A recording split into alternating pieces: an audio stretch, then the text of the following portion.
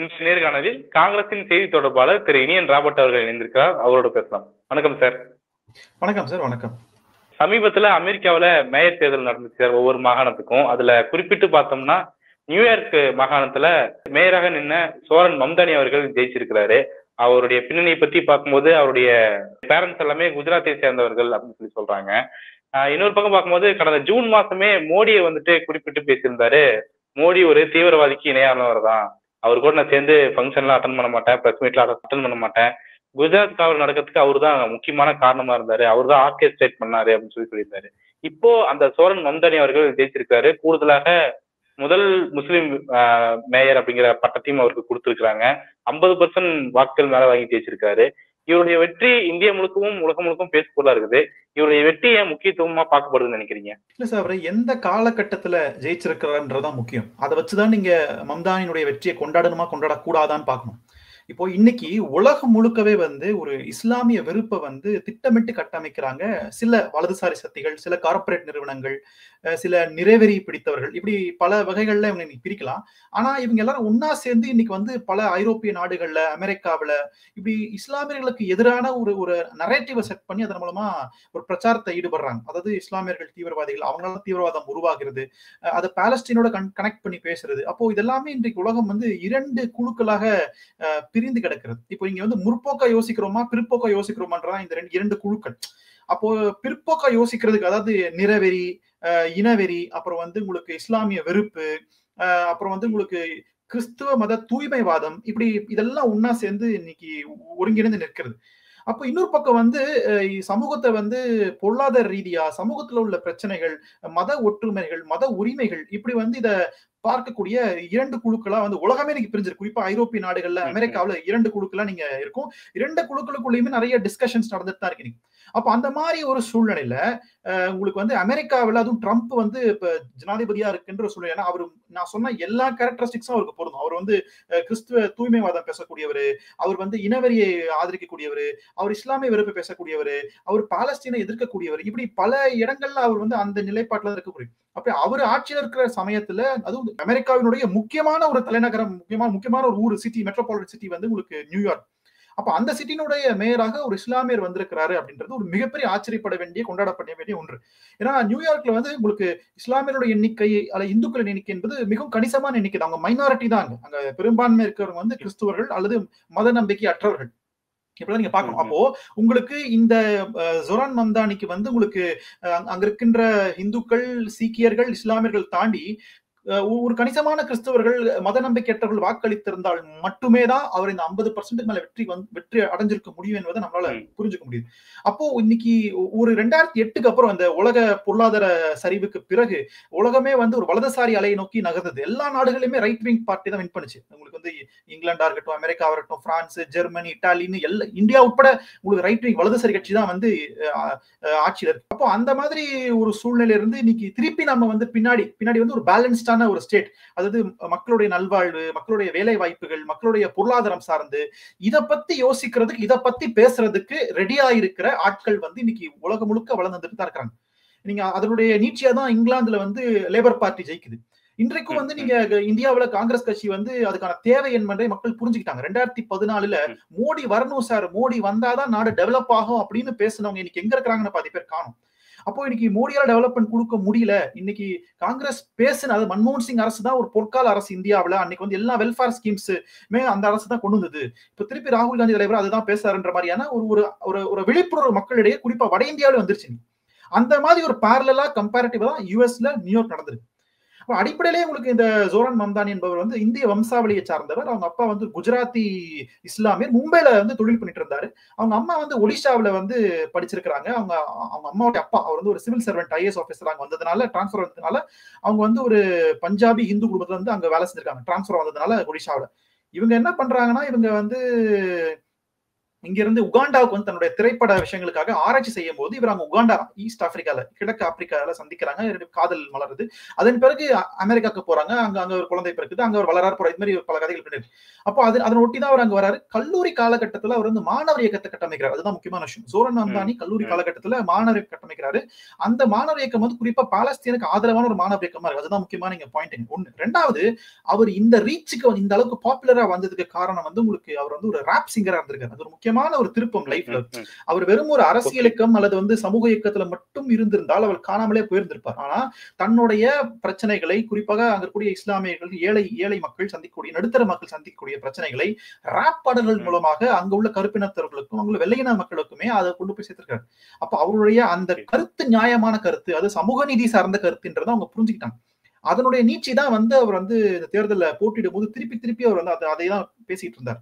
நான் வெற்றி பெற்றேன்னா பள்ளி குழந்தைகளுக்கு இலவசமா கல்வி கொடுப்பேன், நான் வெற்றி பெற்றேன்னா வந்து வீட்டு வாடகை ரெண்ட் கண்ட்ரோல் வந்து ஏறாது, அதே மாதிரி உங்களுக்கு வந்து நான் ஜெயிச்சு வந்தேன்னா உங்களுக்கு மளிகை பொருட்கள் சப்சிடைஸ் ரேட்ல வந்து மானிய விலையில உங்களுக்கு கிடைக்கிறதுக்கு நான் உறுதி செய்வேன் அப்படின்னு பல விஷயங்களை வந்து அவர் வாக்குறுதி கொடுத்துருக்காரு. இப்ப என்னன்னா, இந்த பக்கம் இருக்கிற அந்த பக்கம் இருக்கிற உங்களுக்கு இந்த முதலாளித்துவவாதிகள் அல்லது இந்த இனவெறி பிடித்தவர்கள், ட்ரம்ப் மாதிரியான ஆட்களுக்கு வந்து இதெல்லாம் பிடிக்காது. அவங்க என்ன நினைப்பாங்கன்னா, நீ கஷ்டப்பட்டனா அது தலையெழுத்து, அது நீ போன ஜென்மத்துல பண்ண பாவம், அதுக்கு நான் ஒண்ணும் பண்ண முடியாது, நீ ஏழையா பிறந்திருக்க அப்படின்ற மாதிரியான ஒரு திமிர்த்தனமான ஒரு மேட்டுத்தனமையான ஒரு ஆட்டிடியூட் வந்து உங்களுக்கு இருக்கும் எப்பவுமே. அந்த ஆட்டிடியூடுக்கு எதிரான ஆட்டிடியூட் தான் இடதுசாரி பார்வை. அப்படிலாம் இல்ல, எல்லாத்தையும் மாத்த முடியும்னு நினைக்கிறதா. அததான் இவர் வந்து செஞ்சு காமிக்கிறதுக்கான ஒரு எடுப்பு கொடுக்க போறான்றதை நம்ம நம்பணும். தேர்தல் பிரச்சாரங்கள் தொடர்ச்சியா அவர் பேசிட்டு தான் இருந்தார். ட்ரம்ப் அவர்கள் வந்து சோரன் மம்தானி அவர்களை குறிப்பிட்டு பேசும்போது, இவர் ஜெயிச்சிட்டார்னா நியூயார்க் வந்து மீள முடியாத துயரத்துக்கு உள்ளாகும், பொருளாதார சமூக சீர்கேடுகள் அதிகரிக்கும், நியூயார்க் மீண்டே வர முடியாது அப்படிலாம் சொல்லியிருந்தாரு. இதை தாண்டி மக்கள் வந்து ஓட்டு போட்டிருக்காங்க அப்படிங்கிற போது அதை எப்படி நம்ம புரிஞ்சுக்கலாம்? ட்ரம்ப்புக்கு இது தோல்வி தானே? நிச்சயமா வந்து ட்ரம்ப்னுடைய வலதுசாரி கட்சி, அது ரிப்பப்ளிகன் பார்ட்டின்றது அது ஒரு ரைட் விங் பார்ட்டி. அது நம்ம ஒரு பிஜேபி மாதிரி அது. ஆனா இங்க பிஜேபி வந்து ஒரு ஹிந்து பெருமைவாதம் பேசக்கூடிய கட்சிங்க, அங்க வந்து அது ஒரு கிறிஸ்துவ பெருமைவாதம் பேசக்கூடிய கட்சி. அவ்வளவுதான் வித்தியாசம். மற்றபடி எல்லாம் ஒண்ணுதான், கிட்டத்தட்ட எல்லாம் கட்சி சொன்னதா இருக்கும். அப்போ ட்ரம்பினுடைய மதவெறியோ, ட்ரம்பினுடைய கொள்கைகளோ, முதலாளித்துவ கொள்கைகளோ எல்லாத்துக்குமே மிகப்பெரிய சரிவு ஏற்பட்டிருக்கு இந்த மம்தானியுடைய வெற்றியின் மூலமாக. நிச்சயமா வந்து உங்களுக்கு அங்க வந்து வெல்ஃபேர் ஸ்கீம்ஸ் வரதான் போகுது. அதுல வந்து அரசாங்கத்துக்கு சில செலவுகள், எக்ஸ்பெண்டிச்சர் இருக்கதான் போகுது. அந்த எக்ஸ்பெண்டிச்சர் செலவுகளை நான் முதலீடா பார்க்க போறேன்னா அல்லது செலவுகளா பார்க்கிறேன்ற என்னோட பார்வையில தான் பிரச்சனை இருக்கு. இப்போ தமிழ்நாட்டுல வந்து இங்க இருக்கிற பள்ளி மாணவர்களுக்கு காலை உணவு திட்டம் கொண்டு வராங்கன்னா அந்த காலை உணவு திட்டம் அரசுக்கு செலவு தான், அது யாருக்கு மாற்று கருத்து இல்லை. ஆனா அந்த செலவு ஒரு 10 ஆண்டுகள் கழித்து அது ஒரு இன்வெஸ்ட்மெண்டா மாறுது இல்ல, முதலீடுகளா மாறுது. அது பிறகு சமுதாயத்துக்கான சோசியல் ப்ராஃபிட்டா அது மாறுதுல. அதுதான் வந்து இடதுசாரி பார்வையை பாக்குறோம். ஆனா இந்த வலதுசாரிகள் என்ன சொல்லுவாங்கன்னா, அது செலவாக போகுது, நாடு வந்து வங்கியில பணம் இல்லாம திவாலாக போகுது, அந்த மாதிரியான ஒரு நரேட்டிவ் அந்த பக்கத்துல வரும். இது 2 ஆர்குமெண்ட் தான் நடக்குது. அதனால ட்ரம்பினோட ஆர்குமெண்ட் வந்து ஒரு செல்லாகாசன் ஆர்குமெண்ட்.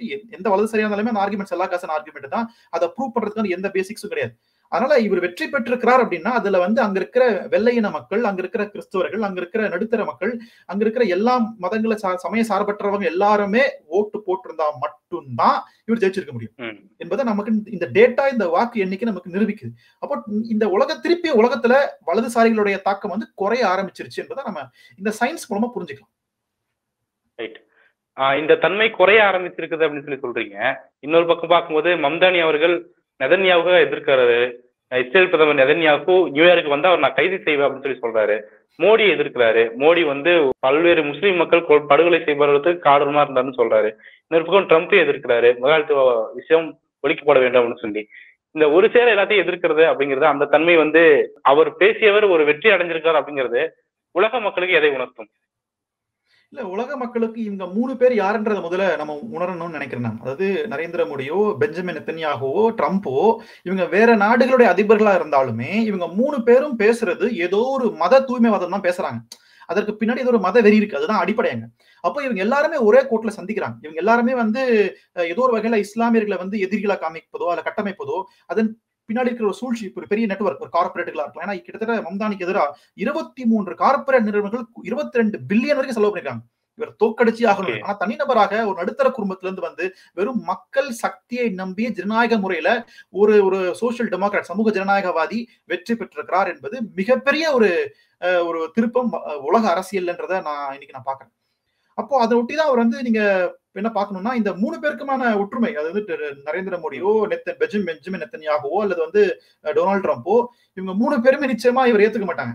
மம்தானியோட வெற்றியை அவங்களால சகிச்சு கொள்ளவே முடியாது. அவங்களுக்கு அவ்வளவு வைத்தறிச்சலா இருக்கும்னு வச்சுக்கோங்க. ஈவன் தோ ஒரு நியூயார்க்கினுடைய மேயரா இருந்தாலும் கூட இவங்களால ஏத்துக்க முடியாது. அதே நேரத்துல இவரும் அவங்க ஏத்துக்க முடியாதுங்கிறார். அதுதான் இந்த ஐடியாலஜிக்கல் டிஃபரன்ஸ். அப்ப நீங்க வந்து நீங்க மதத்தால பிரிஞ்சிருக்கிறீங்களான்ற நீங்க கேள்வி இல்ல, நீங்க என்ன ஐடியாலஜிக்குள்ள இருக்கிறீங்கன்றத நீங்க கேள்விங்க. ஏன்னா அவர் வந்து ஒரு இஸ்லாமியர் இருந்தாலும் கூட அவர் வந்து நிறைய இந்து மத சடங்குகளை போய் கலந்துக்கிறாரு. அவர் வந்து தீபாவளியுடைய நிகழ்ச்சிகளை கலந்துக்கிறாரு. அவர் நெத்தியில வந்து விபூதிய குங்குமம் வச்சிருக்கிறாரு. மம்தானி சொல்றேன். அப்ப எந்த அளவுக்கு ஒரு மத சார்பற்றவராக ஜனநாயகத்தை போற்றக்கூடியவரா இருக்கிறான்றது முக்கியமான பாயிண்ட்ங்க நீங்க. அப்போ அவர் எந்த விதமான மத வெறியோ மத தூய்மைவாதமோ இல்லாத ஒரு ஜனநாயகவாதியாக, ஒரு சமூக நீதியை நம்பக்கூடிய ஒருவராக இருக்கிறார். அது அவங்கதான் வெற்றி பெற்றிருக்காங்க. அது வந்து உலகம் கொண்டாடப்பட வேண்டிய ஒன்றா. இதுல முக்கியமான பாயிண்ட் என்னன்னா, அவர் தன்னுடைய அந்த விக்டரி ஸ்பீச்ல, வெற்றி கொண்டாட்டத்துல அவர் வந்து பண்டித ஜவஹர்லால் நேரு அவர்களை அடிக்கோட்டிட்டு காமிக்கிறார், கோட் பண்றார். நேரு இந்தியா சுதந்திரம் வாங்கும் பொழுது என்ன சொன்னாரோ, இனிமே வரக்கூடிய காலம் என்பது ஒரு வசந்த காலமாக இருக்கும் அப்படின்னு அவர் சொல்றாருல்ல, அந்த கோட்டை வந்து அவர் தன்னுடைய அந்த வெற்றி கொண்டாட்டங்கள்ல அவர் சொல்றாரு. அப்போ நேருவும் ஒரு ஜனநாயகவாதி தான், ஒரு சமூக ஜனநாயக சோசியல் டெமோக்ராட் தான் அவர். அப்போ தன்னை அவர் அலைன் பண்ணிக்கிறார். இப்போ உங்களுக்கு நான் யாருடைய ஐடியாலஜியை நான் ஃபாலோ பண்றேன் அப்படிங்கிறத. ஏன்னா நேரு வந்து ஒரு நாத்திகரா இருந்தாலும் கூட அவர் மத சார்பற்றவர், ஒரு தீவிரமான மத சார்பற்றவர், எல்லா மதங்களையும் சமமாக பார்க்கக்கூடியவர், எல்லா மதங்களையும் கொண்டாடணும்னு சொல்றவர். அப்ப அந்த மாதிரி பார்வையில் தான் தன் இஸ்லாமியர் இருந்தாலும் கூட கிறிஸ்தவ நிகழ்ச்சிகள் கலந்துக்கிறாரு, இந்து நிகழ்ச்சிகள் கலந்துக்கிறாரு. அந்த மாதிரியான ஒரு முற்போக்கான, ஒரு முதிர்ச்சியான ஒரு பார்வை இருக்கின்றது. நம்ம இந்தியா பொறுத்த வரைக்கும் ஒரு டிபேட் கிளம்பி இருக்கிறத பார்க்க முடியுது. அதாவது கமலா ஹாரிஸ் ஜெயிக்கும் போதோ இல்ல இங்கிலாந்துல ரிஷி சுனக் ஜெயிக்கும் போதோ இந்திய வம்சாவளியை சேர்ந்த ஒருவர் ஜெயிக்கிறார் அப்படிங்கறத பல்வேறு நபர்கள் கொண்டாடுறதா பார்க்க முடியுது. ஆனா நேத்துல இருந்து பார்க்கும்போது மம்தானி அவர்கள் கொண்டாடப்படுறது ரொம்ப கம்மியா இருக்குது, அவரை பத்தி போஸ்ட் போறது ரொம்ப கம்மியா இருக்குது அப்படின்னு சொல்லி சிலர் குறிப்பிடறதா பார்க்க முடியுது. இந்த தன்மை நீங்க எப்படி பாக்குறீங்க? இல்ல, அது ரொம்ப சிம்பிளுங்க. கமலா ஹாரிஸ் வந்து எந்த சமூகத்தை சார்ந்தவங்க, ரிஷி சுனக் எந்த சமூகத்தை சார்ந்தவர்ன்றத அதை நீங்க ஒரு நூலிலையில பிரிச்சு பார்த்துடலாம். நீங்க ஒன்றும் பெரிய விஷயம் கிடையாது. அதனால இங்க இருக்கக்கூடிய ஒரு நரேட்டிவ், இங்க இருக்கிற சில ஆட்கள் வந்து அவங்க வந்து அதை கொண்டாடுவாங்க. கமலா ஹாரிஸ் வெற்றி பெறதையோ, ரிஷி சுனக் வந்து இங்கிலாந்து பிரதமர் ஆகிறதையோ அவங்க கொண்டாடுவாங்க. ஆனா மம்தானிய கொண்டாட மாட்டாங்க. ஏன்னா அவர் வந்து இஸ்லாமியராக, இஸ்லாம் மதத்தை வழிபடுவராக இருக்கிறார்.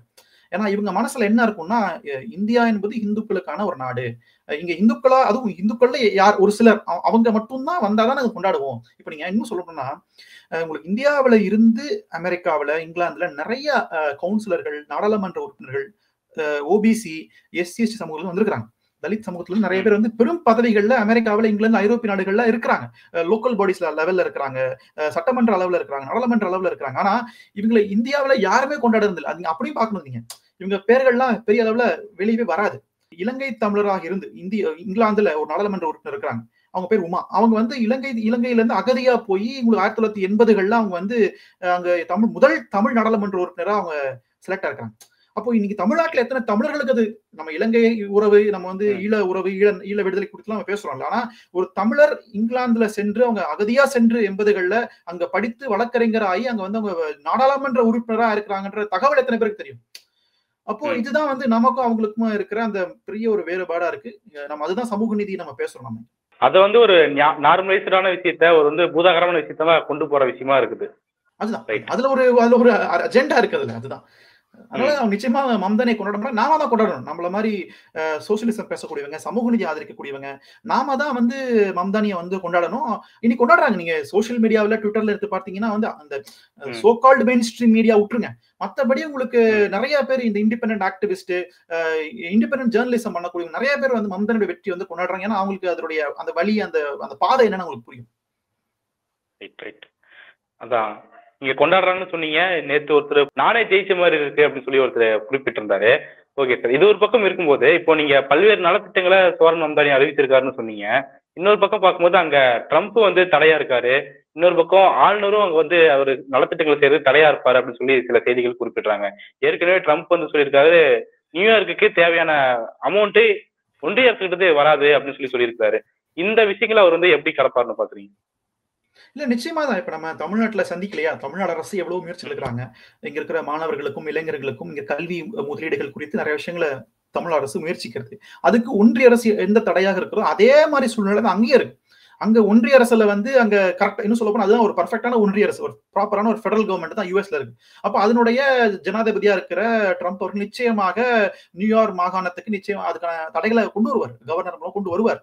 அதை வந்து இவருக்கு சவாலா தான் இருக்கு. இப்ப என்னன்னா இதெல்லாம் மக்கள் பாக்குறாங்க, அதுதான் இங்க வந்து பாயிண்டிங்க. இப்ப என்னன்னா அதிகாரத்துல இருக்கிறவங்க யார் இதெல்லாம் பார்க்க போறோம்னு நினைச்சுக்கிட்டு அதிகார தோரணையில அவங்க நடந்து கொண்டிருக்காங்க. ஆனா பேசிக்கா வந்து மக்கள் பாக்குறாங்க, சாமானிய மக்கள், ஏழை எளிய மக்கள் இதை பாக்குறாங்க. பாக்குறவங்களுக்கு ஒரு விஷயம் புரியும், இவங்க யாருன்றது நல்லாவே மக்கள் பிரிச்சு பாக்குறாங்க. அது அமெரிக்கா மாதிரியான ஒரு அரசியல் வளர்ந்த நாடுகளை ஒரு தெளிவான ஒரு புரிதல் இருக்கும்னு நான் நினைக்கிறேன். ரைட். அதான் இந்த விஷயத்தை படிக்கும் போது இந்தியா அமெரிக்கா இந்தியாவிலையும் வந்து பணம் கொடுக்க முடியாதுன்னு சொல்றது, ஆளுநர் வச்சு மிரட்டுறது, ஆளுநர் வச்சு அரசியல் பண்றது அப்படின்ற விஷயம் இது அமெரிக்காவிலும் எதிரொலிக்குது அப்படின்னு பார்க்கும்போது உலகம் முழுக்க இது ஒரு ட்ரெண்டா மாறிட்டு இருக்குதா அப்படிங்கிற விஷயம் தான் புரிஞ்சு முடிஞ்சது. நீங்க எப்படி சார் பாக்குறீங்க? அதிகாரத்துல இருக்கிறவங்க எப்பவுமே தனக்கு கீழே இருக்கிறவங்க அதிகாரத்துக்கு மேல வரக்கூடாதுன்னு நினைப்பாங்க. இதுதான் வந்து நிறைய பேருக்கு இருக்கிற ஒரு மனநோயா இருக்குன்னு வச்சுக்கோங்க. அப்போ ஒரு அதிகாரத்தை எதிர்த்து கேள்வி கேட்டாலோ அல்லது அதிகாரத்தை மாற்றும் நினைச்சாலோ இல்ல அதிகாரத்துக்கு நான் வரும்னு நினைச்சாலோ என்ன விட மாட்டாங்க. அதுதான் மம்தானிக்கு இருக்கிற பெரிய சேலஞ்ச். அவரு அந்த மக்களுக்கான அதிகாரத்தை ஒரு பெற்றுக் கொடுப்பேன்னு சொல்றாரு. அவரு அதிகாரத்துக்கு வந்திருக்காரு, அவங்களுடைய ஒட்டுமொத்த உழைக்கிற மக்களுடைய பிரதிநிதியா வந்திருக்காரு. அதுதான் பாயிண்ட்ங்க. அவர் வந்தாருன்றது இங்க பாயிண்ட் இல்ல. அங்க இருக்கிற நடுத்தர மக்கள் எந்த மதமா இருந்தாலும் பரவாயில்ல, அவங்களுடைய ரெப்ரசன்டேட்டிவாக அவங்க ஓட்டு போட்டு எலக்ட் பண்ணிருக்காங்க. அப்போ இந்த மிடில் கிளாஸ் பீப்புள், இந்த அது கீழே இருக்கக்கூடிய ஒடுக்கப்பட்ட மக்கள், இவங்க வந்து மேல வர்றத இந்த கார்பரேட்டுகளும் இந்த முதலாளிகளும் விரும்புவாங்களானா விரும்ப மாட்டாங்க. அப்போ ஏன்னா அதிகாரத்துக்கு வரக்கூட நினைக்கிறாங்க. அதுக்கு அவங்க சொல்ற சாக்கு போக்கு தான் இதெல்லாம். அதிகாரத்தை வச்சு மிஸ்யூஸ் பண்றது உங்களை தடுத்து நிறுத்துது, உங்க வளர்ச்சியை தடுத்து நிறுத்துறது. அதை நிச்சயமா ட்ரம்ப் பண்ணுவார். அதையும் தாண்டி தான் வந்து இன்னைக்கு பல மாகாணங்கள் செயல்படுது அமெரிக்காவில். பல மாகாணங்கள் அமெரிக்க அரசினுடைய ஒடுக்குமுறைக்கு எதிராக தான் வந்து செயல்படுது. நம்ம பாக்குறோம், லாஸ் ஏஞ்சல்ஸ்ல நடந்துச்சு, நம்ம பாக்குறோம். ஒரு 2 மாசத்துக்கு முன்னாடி மிகப்பெரிய ஒரு இது போராட்டம் நடந்துச்சாங்க, ட்ரம்ப்புக்கு எதிரான போராட்டம் நடந்துச்சாங்க. இந்த மாதிரி பல இடங்கள்ல நடந்துட்டு தான் இருக்கு. அதோட நீட்சியா வந்து உங்களுக்கு சட்ட ரீதியாக, நிர்வாக ரீதியாக நிச்சயமா மம்தானி வெற்றி பெறுவார்னு நம்ம நினைக்கிறோம், வாழ்த்துறோம். Okay sir. ஓகே, நிறைய விஷயங்களை பகிர்ந்தீங்க சார். உங்களுடைய நேரத்துக்கும் கருத்துக்கும் மிக்க நன்றி சார். நன்றி சார். தேங்க்யூ.